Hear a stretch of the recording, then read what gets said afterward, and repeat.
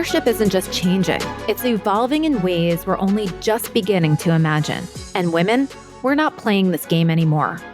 We're the ones reshaping the entire field, building models, movements, and businesses that serve more than just a few. On the She Leads podcast, you'll hear real conversations with women who've broken through all kinds of barriers: revenue, identity, borders, and expectations. There's no sugarcoating here, just the truth, told by those who are living it. I'm Adrienne Garland, entrepreneur, strategist, educator, and creator of live experiences, gathering women leaders together for over a decade. And this is the She Leads podcast. Hey, everybody, and welcome back to the She Leads podcast. My next guest is a health and wellness and restaurant franchise entrepreneur. I'm so pleased to introduce Tara Gilad, co-founder of Vitality Bowls, a successful restaurant brand boasting over 120 open or in development locations across the United States. Vitality Bowls is revolutionizing healthy food across the country through a fresh, high-quality superfood menu. Tara's journey started in a Northern California hippie community, and she's since transformed her unique background and entrepreneurial drive into the creation of a thriving, healthy, allergy-aware business centered on acai bowls and nutritious superfoods. Welcome to the She Leads podcast, Tara. Thank you for having me. I am so happy that you're here today. I'm also hungry speaking to you, and I am in New York. So I did a quick little search to see the closest Vitality Bowls, and it's all the way up in Wappingers Falls. So that is quite a distance for me right now. I'm in Long Island, but I did grow up sort of in the Wappingers Falls area. So I'll have to make sure to get up there and get into one of the stores. So exciting to talk to you. So here at the She Leads podcast, we really like to dive into our founders' stories. We like to talk about mindset and, what was the thing that prompted you to start your business and now not only just, start a business and have a single location, which is a feat unto itself, but also to transform that business into a franchise model so that you can grow and scale. Just love that mindset. So how did you get started? Thank you. Well, I am a fourth-time entrepreneur, so it wasn't new to me to start a business, but my daughter was born with severe food allergies. And so my husband and I quickly realized we couldn't just eat at any restaurant. And so we said, well, let's just create our own and let's create a safe environment for her that focuses on, superfoods and nutritious foods, because that's what we're about and that's our lifestyle. And we wanted to build something that we were proud of and that my daughter could eat. And that's how it started. We built the first one a few miles down the street from our house. I was 5 months pregnant with my son, and my daughter was 19 months old when we opened our first restaurant. 6 months later-ish, we opened our second one. About a year and a half later, our third one. And then we decided to franchise at that point. And that's kind of what led us down the journey of franchising. We had lines out the door at our stores. The wait time was ridiculous. We had people driving an hour saying, we open one in my city. Will you come here? Or can I open one? Will you license to us? Will you franchise to us? And that's how we started the journey into franchising.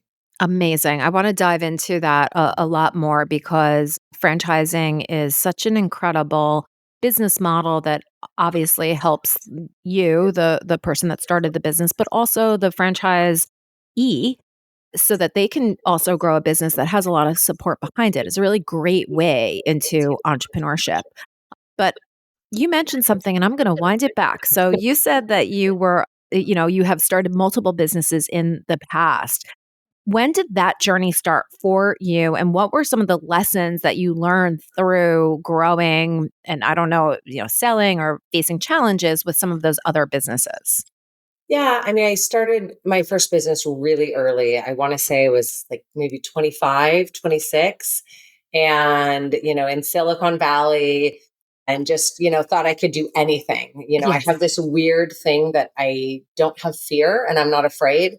And I have an extraordinary amount of confidence in myself. So anything I do, I know I'll be successful. And anything that I've done, I've been successful. So it just has continued to give me more confidence. And so, you know, opened a second business, which was amazing. Then opened Vitality Bowls. And, it's been this incredible journey. And, Vitality Bowls was tough because as a female founder in the restaurant industry and franchise space, Yeah. which is still very male dominated, there were many challenges and just uncomfortable and annoying moments as a female.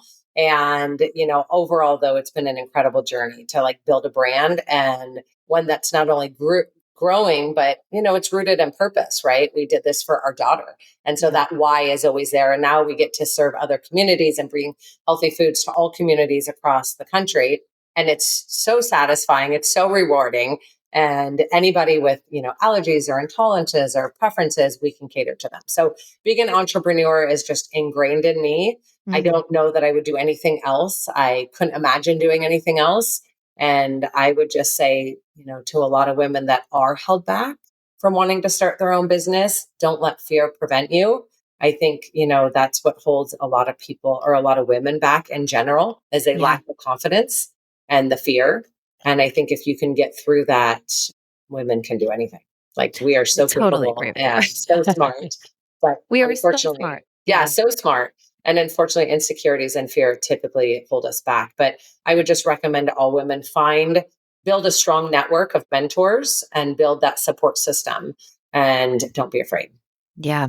It's so funny. I teach entrepreneurship NYU in the Tisch Center for Hospitality. And Great. so, yeah, so the students are, they want to start restaurant concepts. They want to start hotels and event management businesses and all of the amazing things, very, very customer focused and Yeah. hospitality and creating incredible experiences.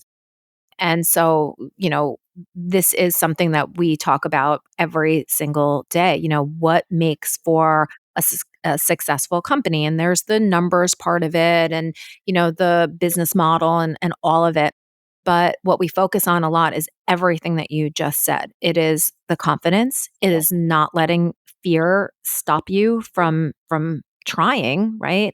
And also the failure part is real, and so you have to, I mean, you have so much confidence because you know that no matter what you do, it's going to be successful because you'll figure it out.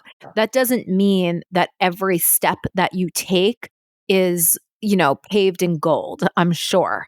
So, can you talk a little bit maybe from some of the other businesses or even in, Vitality Bowls as you were growing and expanding and going down that franchising path?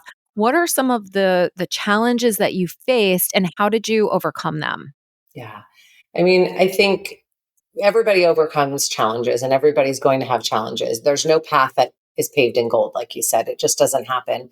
But you have to stay adaptable, and you have to really surround yourself with a trusted team Mhm. and remind yourself of the why, which is usually what is driving you in the first place, right? Everybody has to have a why.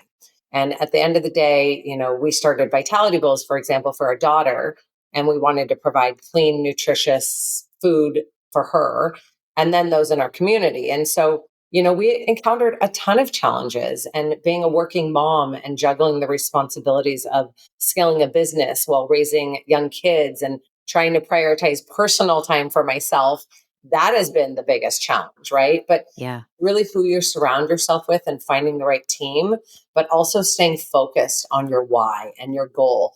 And but also being able to pivot if you need to pivot quickly.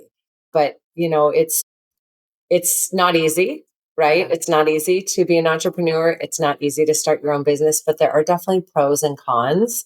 Mhm. And I think you just need to figure out the right thing for your lifestyle. And just because something works for somebody else doesn't mean it works for you, right? Like, we talk to entrepreneurs all the time that may want to be a franchisee. And one of the things I tell them is, hey, I'm really happy to get up and go to work every day. This excites me. This is fun for me. I'm super passionate about what we're doing, but that doesn't mean this will be right for you. So Right. you've got to figure out, is this right for you? Because if you don't have that passion for what you're doing, it's really hard to be successful. And I've always done things that I have a passion about, and it's fun and exciting for me. So I would just recommend that all women find something that you have passion about. Figure out your why and then figure out what you're passionate about. Because if you're passionate about it, you can sell anything and you can wake Yeah. up every day and be excited to do it. If you're Yeah. not and you hate it, it's going to be a struggle and it's going to be a challenge. Yeah. With the franchise model, I mean, thinking about your business and creating something that you're really proud of, and then having the thought, well, this concept is solid, it's replicable, it's got a strong brand, we should consider licensing or franchising this. When did that point come for you and your husband slash co-founder? It happened really fast. It was about the first year and a half, 2 years, Wow. we started getting approached. And, you know, I also have the mindset that I don't know everything, but I'm really good at figuring things out. Yeah. Right. So we didn't know how to franchise, but we were good at figuring it out. And we surrounded ourselves with the right team, right? The Mm. right franchise attorney. We started going to franchise conferences and we started Mm. talking to people. And the franchise industry is actually a really close knit unit because, I don't know the exact number today, but, there's a few thousand franchisors, right? And there's conferences constantly, and you go to the conferences and you meet people. So we started talking to other CEOs and asking questions, and everybody opened their arms to us and helped Oh, them. And wow. that's why now any entrepreneur that comes to me, I love mentoring them. I love talking to them and just brainstorming and walking through different scenarios. You have to give to get in life as well. And Mhm. there were a lot of people that opened their arms to us and gave us a lot of great advice and feedback. And I'm always willing to give that as well. That's amazing. Yeah, I love that so much, and I have heard that about the franchise industry too, that it's a very close-knit group. How many of your restaurants are owned by you, and how many are franchised? Just Yes. curious. Yep. So I have 4 corporate stores Okay. and the rest are franchise locations. Wow. And that, I mean, really, that's another model or another mindset also altogether, because as you are developing new menus, new, incredible ingredients come to, the table, right? There's always something new. You not only are thinking about your locations, your business, but also the other locations and the different tastes and preferences of the people that are in, these different cities across the country. How do you, as the now franchise, or how do you consider all of that as you're making decisions? I mean, we have to consider it in every single decision that we make. And, we are nationwide. So what works in my town might not work in another town or, something else. But at the end of the day, we stay true to our focus, which is offering delicious, nutritious, healthy meals.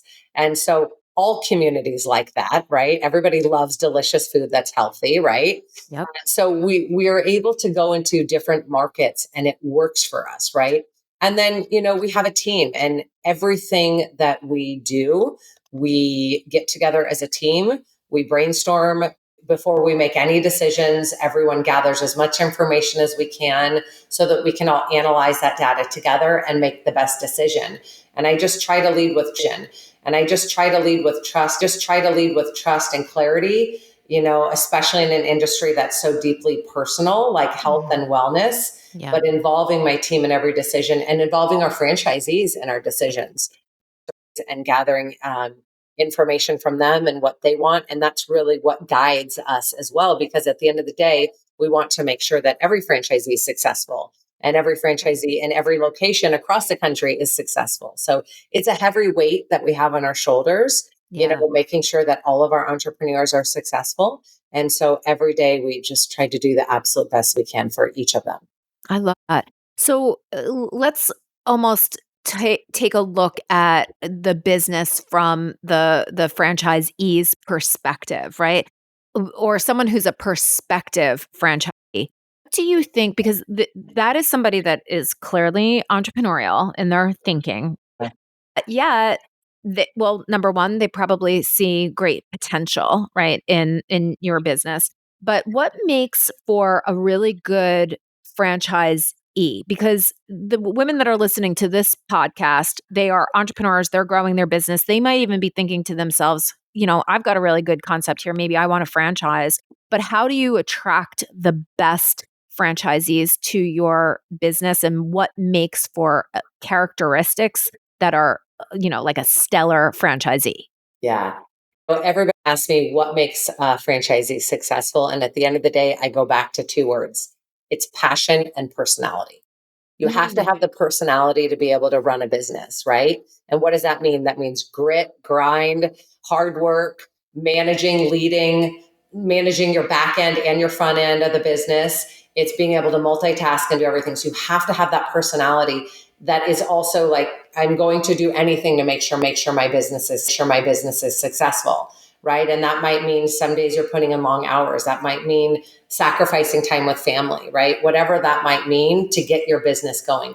Once your business is up and running, it's a lot easier. But those first like 30 to 90 days, it is tough. yeah. And then you have to have the passion, right? It's personality and passion. You have to have the passion for what you're doing. If you love what you're doing, you're going to be happy to go and do it. And it's going to be a lot easier for you to reach out within your community and sell it and partner with different organizations to help you grow your business. So a lot of our franchisees come to us organically because they come in and try our food and then they want to open one, or they Google, healthy concepts or healthy franchises, and franchises deeply on support. Mhm. We're not deeply rooted on grow to 1,000 units in 2 years. That's not what we're rooted on. Right. We're rooted on we have to support every single franchisee. We have to hand them this restaurant in a box and then hold their hand every single step of the way. And we're so accessible to our franchisees in terms of support and communication and being available to them, that's how we've been able to make this clear path of success and last for 14 years. Not a lot of Amazing. companies are in Yeah. business after 14 years. Not a lot of businesses are in business after 2 years. That's right. Well, franchises, usually in the first 2 years, a lot of mom and pops do go out of business. But franchise locations, I think it's over 80 or 90% are still in business after 2 years. Oh, They have wow. such an incredibly higher success rate because you have the support of the franchisor.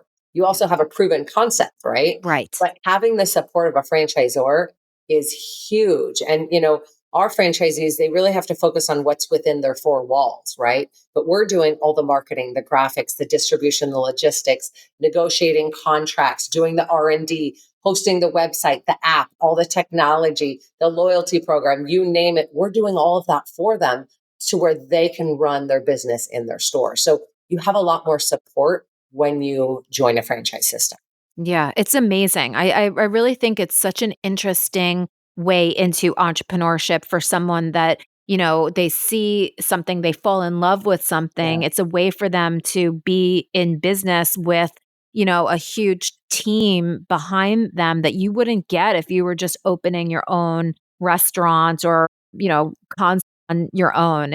I'm very, very impressed, and I'm actually curious, is there a certain well, I have 2 questions really, but is there a certain point that you feel that like, okay, we have a certain number of, franchise locations and that's what we're going for and that's our cap? Mhm. So, obviously, when you grow, you have to be your corporate team has to be ready for scaling, right? Yeah. And as we've scaled throughout the years, you've got to make sure you're ready. You've got to have all the training protocols, the SOPs in place, a team to support, right? We have to have a team in order to support growth. So, we always make sure we have the team in place first to support growth. And then for us, it's not about reaching a number. It's Mhm. about working with great people. I'm lucky enough, I get to choose who I work with, right? And I meet and interview and talk to every single entrepreneur that wants to join our system. And before choosing if I want to have them become a franchisee, I get to meet with them and decide if they're right for our system and Yeah. if I think that they'll make a great franchisee.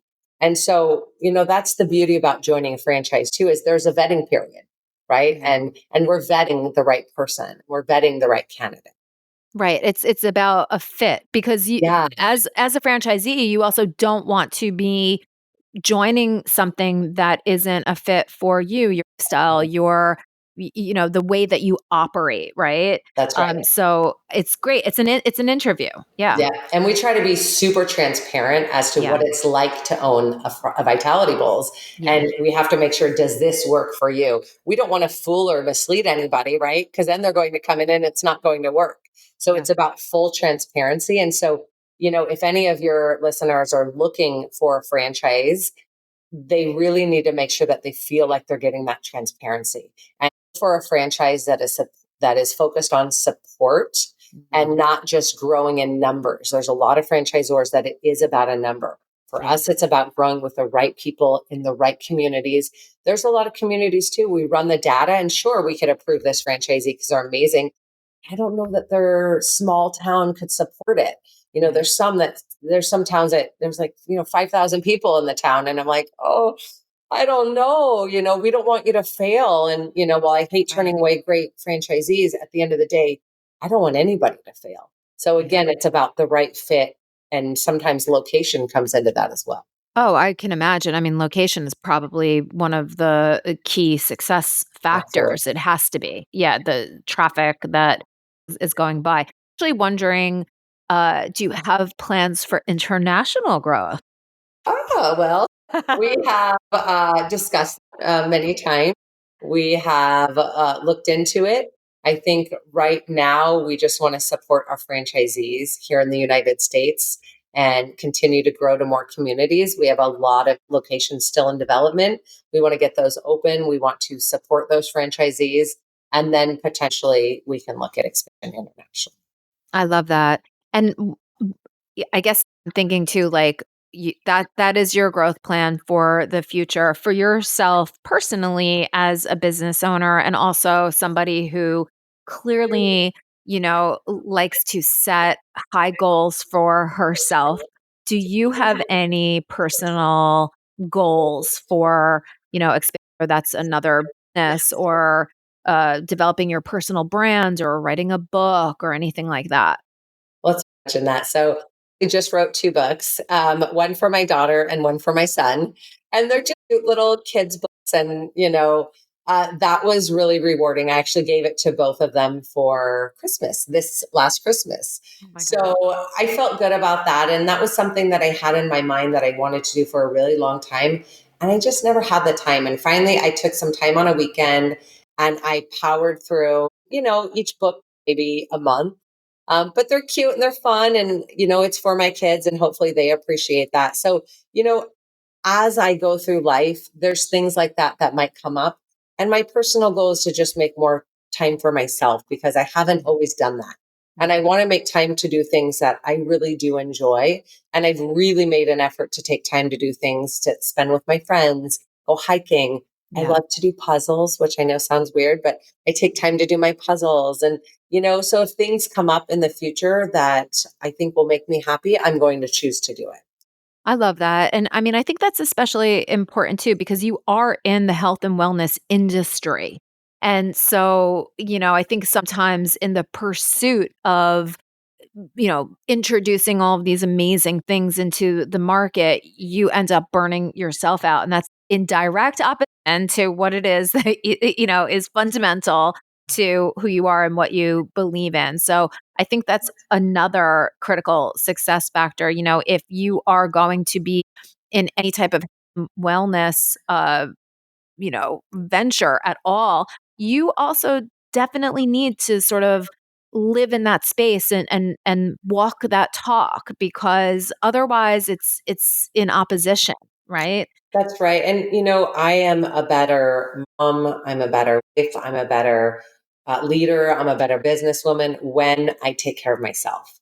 When I'm mentally tapped out, it's hard for me. And I've been there and I've had burnout and I lost myself in working and the stress. And I'm not going to allow that anymore. So you know, positive mental health is so important. And taking that time to make yourself happy is so important because as moms and wives, we tend to do everything for everybody else and put everybody else first. And Yeah. when your kids are smaller, you have to.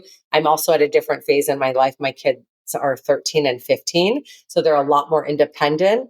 and they don't need me as much. So I do have that time that I can take care of myself. Yeah. Well, I have to tell you, my kids are 22 and almost 25, and it doesn't get any Yeah. easier. They end up needing you more emotionally than the physically, and Yeah. that is a whole other realm of being. So Yep. it ain't over. No, it never ends. Our job as a mom never ends. That's for Yeah. sure. Yeah. Oh my gosh. I really have loved our conversation so much. And I think you've offered a lot of great advice for women entrepreneurs out there that are looking to, grow and scale their business. Maybe you have, put a seed of an idea in someone's head that they have a concept that is actually franchisable. So if women want to reach out and talk to you, either, for literally opening a Vitality Bowls franchise, or just to sort of get some, advice and mentorship from you, how can they get in touch with you? Absolutely. They can reach out to Vitality Bowls. We're on Instagram, just at Vitality Bowls. They can reach out to me. I'm just Tara Gilad on Instagram. And we do have an offer for all of your listeners. We Oh, will good. give $1,000 off that initial franchise fee if they mention your podcast when they Oh come my to God. us. Oh, I So love this. we would love Listen, to help your entrepreneurs and see if Vitality Bowls is right for them. I think that would be so awesome if someone listening in said, you know what, this is interesting to me. And then they become a franchisee. You have to keep me posted. Ah, absolutely. Oh my gosh. So I have one final question. Is there a Vitality Bowls that is going to be opening in Nassau County in Long Island anytime soon? I hope so. I Okay, hope so. We're good. always talking to people. I hope so. Okay. And, I hope we can bring Vitality Bowls to all communities because I think everybody deserves to eat healthy Yes. and, of course, be in an environment that is safe if there's any allergies. So, Yes. yes, hopefully. Well, I definitely think it would do very well around where I am on the North Shore of Long Island because we have more pizzas than Right. anything else. But Tara, this has been such a lovely conversation. Thank you so much for spending your time with me here today. I really enjoyed our conversation. As well.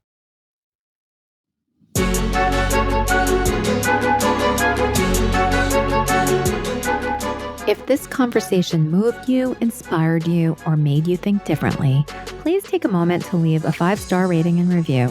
It's not just about boosting the show, it's about amplifying the voices of women entrepreneurs who are leading with vision, building with purpose, and shaping what's next. We need more of these conversations in the world right now, don't you think? And if someone came to mind while you were listening, someone who matters to you, send this episode to them. If there's something on your mind about leadership, legacy, or what's next, I want to hear it. Head to sheleadsmedia.com/voice and leave a voice memo or note. Your insight might just help shape a future episode. Make sure to follow the show and come back next week for more conversations you won't hear anywhere else. Thank you so much for listening. This is the She Leads Podcast Network.